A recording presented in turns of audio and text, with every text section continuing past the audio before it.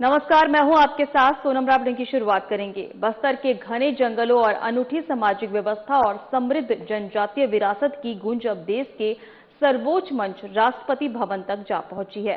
नारायणपुर जिले के पारंपरिक मांझी, चालकी और बस्तर पंडूम प्रतियोगिता के विजेताओं का खास प्रतिनिधिमंडल हाल ही में नई दिल्ली पहुंचा, जहां उन्होंने राष्ट्रपति से सौजन्य मुलाकात की। इस आत्मीय भेंट के दौरान प्रतिनिधिमंडल ने राष्ट्रपति को बस्तर की जीवंत परंपराओं, लोक कलाओं और सदियों पुरानी सांस्कृतिक पहचान से रूबरू कराया। राष्ट्रपति द्रौपदी मुर्मू को बस्तर की सांस्कृतिक पहचान से रूबरू कराने के लिए छत्तीसगढ़ के मुख्यमंत्री विष्णुदेव साय के नेतृत्व में प्रतिनिधिमंडल राष्ट्रपति भवन का दौरा किया, जिसमें बस्तर पंडूम के विजेता, मांझी चालकी और पद्मश्री सम्मानित कलाकार शामिल थे। इस ऐतिहासिक यात्रा की शुरुआत 27 जुलाई को नारायणपुर से हुई थी, जब नगर पालिका अध्यक्ष इंद्र प्रसाद बघेल ने हरी झंडी दिखाकर इस दल को दिल्ली के लिए रवाना किया था। पूरे जिले के लिए यह एक अत्यंत गर्व का क्षण था। इसके बाद 30 जुलाई को दिल्ली स्थित राष्ट्रपति भवन में बस्तर की जनजातीय संस्कृति को राष्ट्रीय पटल पर प्रस्तुत करने का यह सुनहरा अवसर आया। मुलाकात के दौरान बस्तर की कला और परंपरा के प्रमुख ध्वजवाहकों ने अपनी माटी का प्रतिनिधित्व किया। इनमें बस्तर पंडूम के जनजातीय आभूषण विद्या की विजेता मुंगरी के कोराम और सुदनी दुग्गा शामिल थी, जिन्होंने पारंपरिक आभूषणों के सौंदर्य और उनके सांस्कृतिक महत्व की जानकारी साझा की।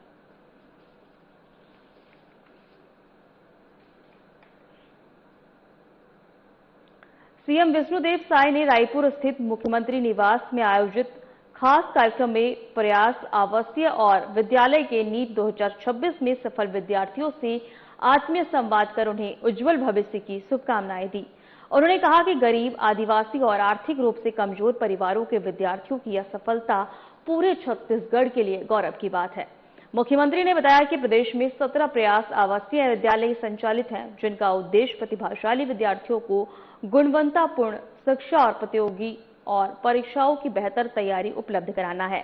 उन्होंने विद्यार्थियों की सफलता का श्रेय उनकी मेहनत, अभिभावकों के आशीर्वाद और शिक्षकों के समर्पण को देते हुए सभी को बधाई दी।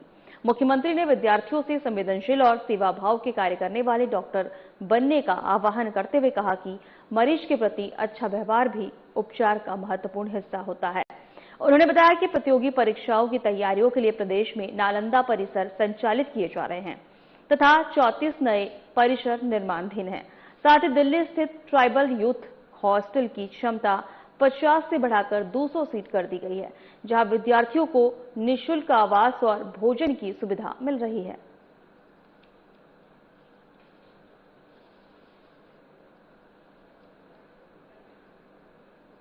सीएम विष्णुदेव साय के नेतृत्व में छत्तीसगढ़ सरकार राज्य को देश के प्रमुख पर्यटन केंद्र के रूप में स्थापित करने की दिशा में लगातार प्रयास कर रही है। आपको बता दें कि इस क्रम में छत्तीसगढ़ पर्यटन मंडल ने उद्योग संगठन फिक्की के सहयोग से पुणे में भव्य पर्यटन शो आयोजित कर राज्य की प्राकृतिक सुंदरता, जनजातीय संस्कृति, ऐतिहासिक धरोहर और वन्य जीव, आध्यात्मिक और साहसिक पर्यटन की विविध संभावनाओं का प्रभावी प्रदर्शन किया। वहीं पर्यटन एवं संस्कृति मंत्री राजेश अग्रवाल के मार्गदर्शन में आयोजित इस कार्यक्रम का उद्देश्य राज्य के पर्यटन स्थलों को राष्ट्रीय बाजार से जोड़ना, निवेश आकर्षित करना और पर्यटन आधारित रोजगार के नए सृजित करना रहा है। वहीं रोड शो में छत्तीसगढ़ और महाराष्ट्र के दूर ऑपरेटर, ट्रैवल एजेंट, होटल व्यवसायी और पर्यटन क्षेत्र से जुड़े प्रतिनिधियों ने भाग लिया। वहीं B2B बैठकों के दौरान नए पर्यटन पैकेज, निवेश, विपणन और व्यावसायिक सहयोग को लेकर सार्थक चर्चा हुई। इस आयोजन में छत्तीसगढ़ की पर्यटन क्षमता को राष्ट्रीय स्तर पर नई पहचान दिलाने और भविष्य में पर्यटन गतिविधियों के विस्तार की दिशा में महत्वपूर्ण कदम माना जा रहा है।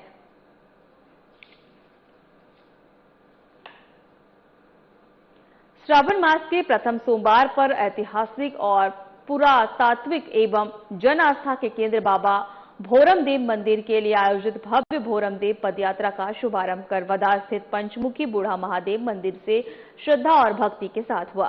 प्रदेश के उप मुख्यमंत्री विजय शर्मा ने वैदिक मंत्रोच्चारण के बीच भगवान भोलेनाथ की पूजा अर्चना और जलाभिषेक कर पदयात्रा को रवाना किया। प्रदेशवासियों की सुख, समृद्धि और खुशहाली की कामना की। इसके बाद वे स्वयं भी श्रद्धालुओं के साथ लगभग 18 किलोमीटर लंबी पदयात्रा में शामिल हुए।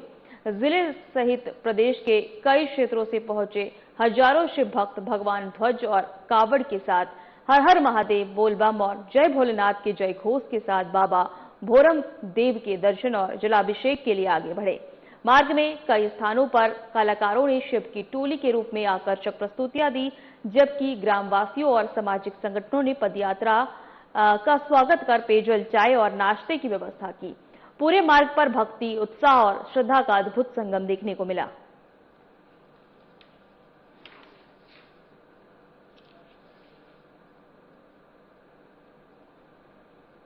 फिलहाल वक्त हो चला है छोटे से ब्रेक का।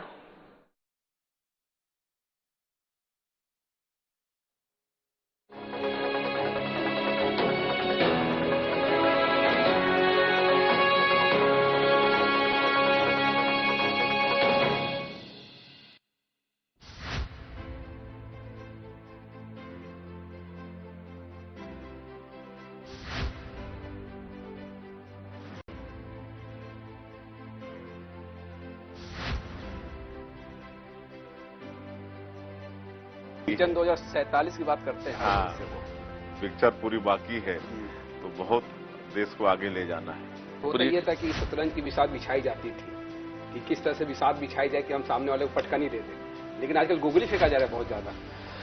क्या सामने वाले गोगली पर सिक्स नहीं लगा पा रहे, क्या लपक लिए जा रहे हैं? कांग्रेस पार्टी के बैट्समैन तो गोल्डन डक में आउट होने वाले हैं।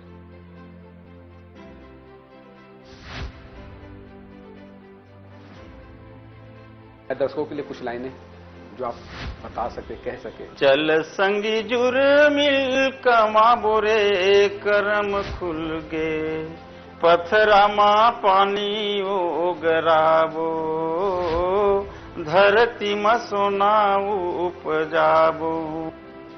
2014 के बाद से भारतीय राजनीति को किस तरह से देखते हैं? 2014 के बाद से इस देश में उन्नति का, तरक्की का, इस देश के लोगों के जीवन स्तर को ऊंचा उठाने का, गांव, गरीब, किसान, युवा, महिलाएं, इनके जीवन में कैसे खुशहाली ला सकती है, अगर ये एजेंडा पहली बार तय किया है तो मोदी जी ने तय किया है।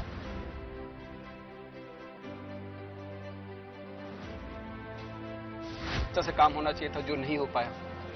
नहीं, देखिए सभी ने काम किया है, मैं बिल्कुल ही नहीं कह रहा हूं कि किसी ने काम नहीं किया है। हाँ, विगत सरकार ने भी कुछ किया है, परंतु कॉम्प्रोमाइज रही काफी चीजों पर, यह भी सच है। आयुष्मान में जो अभी अनियमितताएं बढ़ती जा रही है निजी हॉस्पिटलों के द्वारा। आपने बहुत बढ़िया किया है प्रश्न पूछकर जी।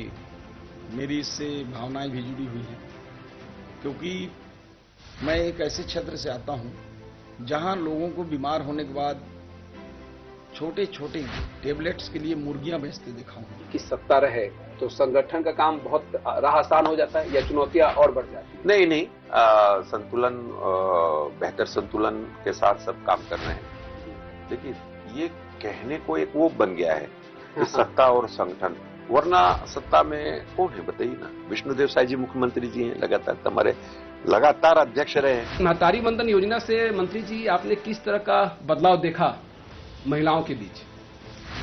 सबसे पहले तो विशेष साधना न्यूज़ को बहुत बहुत धन्यवाद देना चाहूँगी कि आज मुझे लगता है इस तरह से पहली बार आपसे फेस टू फेस हो रहा है।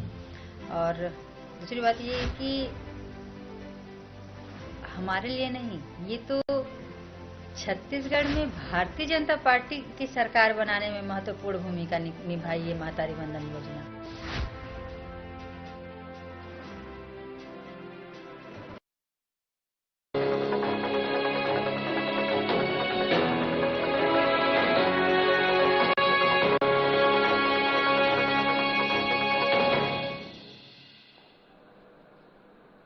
ब्रेक के बाद आपका स्वागत है। खबरों में आगे बढ़ेंगे। भारत सरकार के युवा कार्यक्रम और खेल मंत्रालय माई भारत के संयुक्त तत्वाधान में प्रधानमंत्री नरेंद्र मोदी द्वारा नशा मुक्त युवा फॉर विकसित भारत संकल्प अभियान का राष्ट्रीय शुभारंभ किया गया। इस अवसर पर देश भर के 1 करोड़ से अधिक युवाओं ने नशा मुक्त भारत के निर्माण का संकल्प लिया। आपको बता दें कि आगामी 100 सप्ताह तक जो है प्रत्येक रविवार को संचालित होने वाले इस अभियान के माध्यम से युवाओं को नशा मुक्त जीवन शैली अपनाने की, समाज में जन जागरूकता फैलाने और विकसित भारत के निर्माण में सक्रिय भागीदारी के लिए प्रेरित किया जाएगा। इसी क्रम में अंबिकापुर के कलेक्ट्रेट सभा कक्ष में जिला स्तरीय कार्यक्रम आयोजित किया गया, जिसमें पर्यटन एवं संस्कृति मंत्री राजेश अग्रवाल मुख्य अतिथि के रूप में शामिल हुए। कार्यक्रम की शुरुआत प्रधानमंत्री के राष्ट्रीय संबोधन के सजीव प्रसारण के साथ हुई। इस दौरान उपस्थित जनप्रतिनिधियों, अधिकारियों एवं बड़ी संख्या में युवाओं ने संबोधन का श्रवण किया और इसके पश्चात सभी ने नशा मुक्त भारत के निर्माण का सामूहिक संकल्प लिया। वहीं मंत्री राजेश अग्रवाल ने कहा कि प्रधानमंत्री के नेतृत्व में प्रारंभ किया गया है यह अभियान केवल नशा मुक्ति का कार्यक्रम नहीं बल्कि विकसित भारत के निर्माण का जन आंदोलन है। उन्होंने कहा कि देश का भविष्य युवाओं के हाथों में है और विकसित भारत के संकल्प को साकार करने में उनकी भूमिका सबसे महत्वपूर्ण है।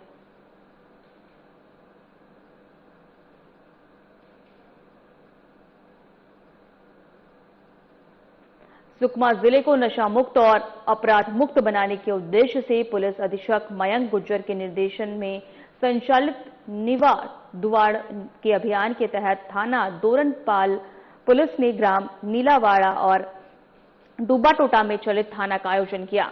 वहीं अतिरिक्त पुलिस अधीक्षक रोहित शाह और मनोज तिर्की के मार्गदर्शन तथा एसडीपीओ दोरनपाल के पर्यवेक्षण में आयोजित कार्यक्रम में पुलिस अधिकारी ने ग्रामीणों से सीधा संवाद कर उनकी समस्याएं सुनी और शासन की जन कल्याणकारी योजनाओं की जानकारी देकर उनका लाभ लेने के लिए प्रेरित किया। इस दौरान साइबर अपराध से बचाव के लिए संदिग्ध लिंक व एपीके फाइल डाउनलोड न करने और ओटीपी, यूपीआई पिन और बैंक पासवर्ड किसी से साझा न करने की सलाह दी गई। साथ ही नशे और सामाजिक बुराइयों से दूर रहने और सड़क सुरक्षा और यातायात नियमों का पालन करने की, महिला एवं बच्चों की सुरक्षा के प्रति जागरूक रहने और किराएदारों व बाहरी व्यक्तियों को सत्यापन कराने तथा किसी भी संदिग्ध गतिविधियों की तत्काल पुलिस को सूचना देने का आग्रह किया गया। पुलिस ने ग्रामीणों से कानून का पालन करते हुए आपसी भाईचारा बनाए रखने और सुरक्षित, शांतिपूर्ण एवं अपराध मुक्त समाज के निर्माण में सहयोग करने की अपील की है।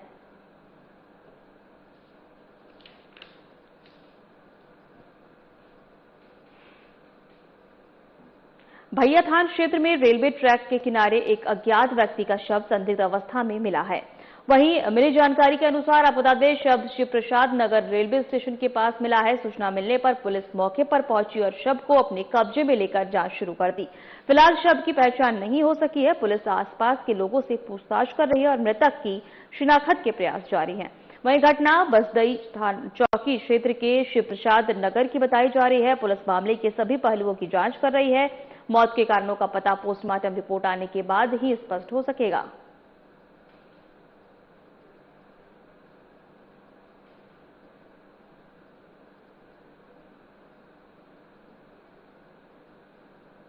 सावन के पहले सोमवार के अवसर पर मनिंद्रगढ़ के शिवालयों में सुबह से ही श्रद्धालुओं की भारी भीड़, शिव के दर्शन और जलाभिषेक के लिए मंदिरों में लंबी लंबी कतारें देखने को मिली।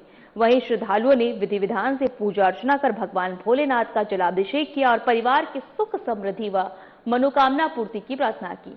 वहीं कांवड़िए हसदेव नदी से पवित्र जल भरकर बोलबम के जय घोष के साथ मंदिरों तक पहुंचे, जिससे पूरा क्षेत्र शिवमय हो गया। मनिंद्रगढ़ के श्री सिद्ध बाबा मंदिर सहित शहर के विभिन्न शिव मंदिरों में दिन भर श्रद्धालुओं का तांता लगा हुआ है।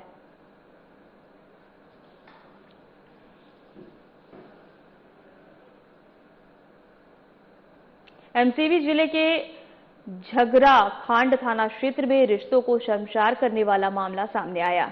पड़ोस में रहने वाले एक व्यक्ति पर अपनी मुख बधिर भतीजी के साथ दुष्कर्म करने का आरोप लगा।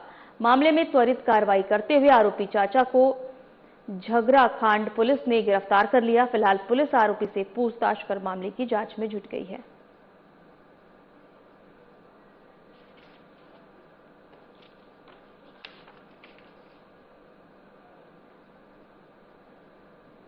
जांजगीर चांपा जिले के ग्राम कोटरगढ़ में अलकतरा पुलिस ने सड़क सुरक्षा एवं यातायात जागरूकता अभियान चलाकर ग्रामीणों को सड़क सुरक्षा नियमों और केंद्र सरकार की राहगीर योजना की जानकारी दी। कार्यक्रम का उद्देश्य सड़क दुर्घटनाओं में कमी लाना और दुर्घटना पीड़ितों की समय पर मदद के लिए लोगों को प्रेरित करना रहा। पुलिस अधीक्षक विजय कुमार पांडे आईपीएस के निर्देशन में आयोजित कार्यक्रम में थाना प्रभारी अकलतरा निरीक्षक जय कुमार साहू ने ग्रामीणों से संवाद करते हुए बताया कि सड़क हादसे के बाद शुरुआती कुछ मिनट बेहद महत्वपूर्ण होते हैं। उन्होंने कहा कि घायल व्यक्ति को तत्काल अस्पताल पहुंचाने या मदद करने वाले नागरिकों को राहगीर योजना के तहत सम्मान और प्रोत्साहन राशि प्रदान की जाती है तथा उनकी अनावश्यक कानून परेशानियों का सामना नहीं करना पड़ता है। इस दौरान हेलमेट और सीट बेल्ट की अनिवार्य उपयोग, निर्धारित गति सीमा का पालन, नशे की हालत में वाहन नहीं चलाने और वाहन चलाते समय मोबाइल फोन का इस्तेमाल नहीं करने की अपील की गई है। कार्यक्रम में मौजूद ग्रामीणों ने सड़क सुरक्षा नियमों का पालन करने और दुर्घटना पीड़ित की मदद के लिए हमेशा आगे आने का संकल्प लिया।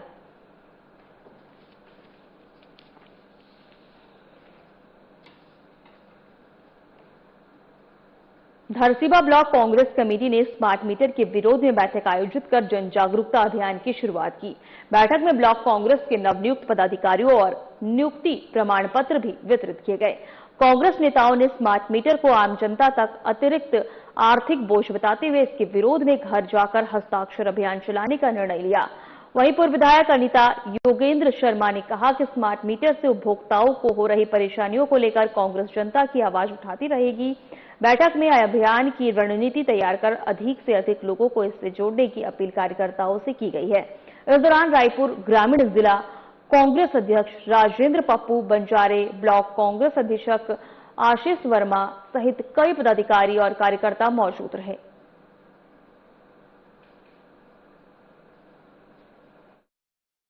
कि जो स्मार्ट मीटर है उसमें ज्यादा बिल आ रहा है, इसको जन आवेदन लेकर जो है गांव-गांव जो है जाना है, घर घर जाना है। और आज इसी परिप्रेक्ष्य में धरसीवा से शुरुआत हुई है। धरसीवा के आज 100 घर में हमारे कांग्रेस के कार्यकर्ता जाएंगे, हमारे वरिष्ठ नेता जाएंगे और जनता के बीच जाकर उनसे आवेदन लेके हम फिर पूरे ब्लॉक का पूरा जमा हो जाएगा, फिर CSE भी दफ्तर जाके इसको जमा कराएंगे। तो इस अभियान को जो है हम लोग पूरा प्रदेश में जो है हमारे प्रदेश अध्यक्ष ने निर्देश दिया और पूरे जिले ग्रामीण के सभी 11 ब्लॉकों में ये अभियान आज से शुरुआत हो रहा है। और हम जनता के बीच जाकर जो है जो जन विरोधी नीति है भाजपा की, जो स्मार्ट मीटर लगाकर अदानी का मीटर लगाकर जनता से अवैध वसूली कर रहा है, इसको लेकर जो है जनता से भी जाएंगे और जनता के द्वारा स्वस्फूर्त जो उनके द्वारा उपभोक्ता नंबर, नाम सहित सारा मीटर रीडिंग और जो फिलहाल हमारे खास बुलेटिन में इतना ही। जाते जाते एक नजर बड़ी खबर पर।